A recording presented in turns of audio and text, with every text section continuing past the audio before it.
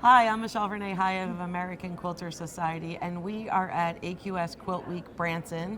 We are in the category 5, which is our wall quilt stationary machine, which means the machine stays in place and our quilter moves the fabric.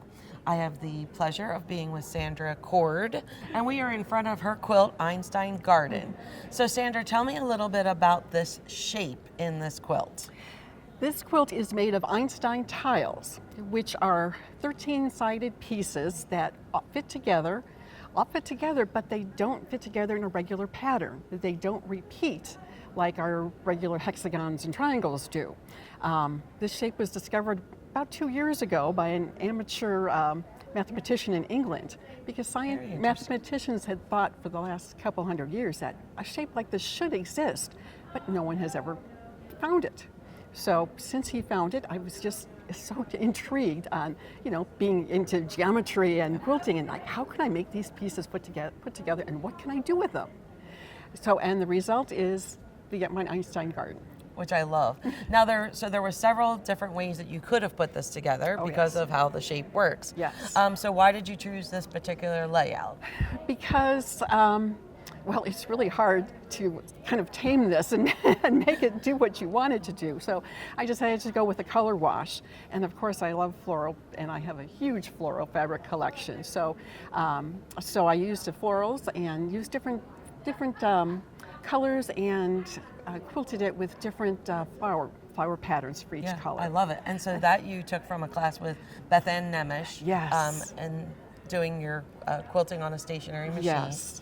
And this is the second quilt you've entered in AQS, Yes. correct? Yes. And it is going with us as well to some future shows. Yes, it is. Just congratulations. Thank you. I find that myself, the placement of the green interesting, because I guess to me it almost creates almost like a hedge of flowers. Yes, So- like a stopping point. And I did kind of use that as a place for the fabrics a resting eye, and for the colors to stop and the other ones to flow around it, and to be that green space in a garden.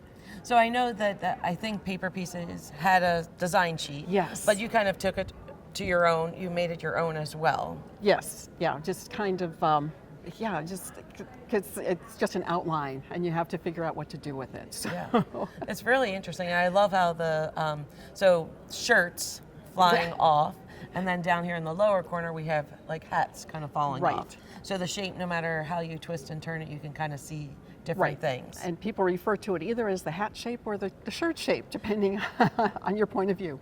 So I'm going to ask the question that most quilters I think are going to ask. And Okay. It's probably one that you're not going to like too much. But how many times did you have it laid out and went to piece it and then realized maybe you flipped something? Because that's the only problem with a shape like this, right? Yes. It's very easy for it to fit somewhere else. It took a long time, but once you look at it and play with it for a long time, you kind of get a feel for which shapes go where. Very you kind of get a feel for it. And then, now, some people do paper piecing with a running stitch, and others use glue. So I imagine, given this shape, it probably was easier to use glue. yes. Is that what you did? I used the glue. Perfect. And then you hand stitched them all together, and then you did your machine quilting on a stationary. Did each hat or shirt put together themselves, and then put the whole thing together. Very fun. So I think, I came by a couple times yesterday and people were looking at it, and I think people kind of see their own thing in it, which is probably what you were looking for. Yeah, definitely. Anytime a quilt draws somebody in, it's always a good thing. That's the idea.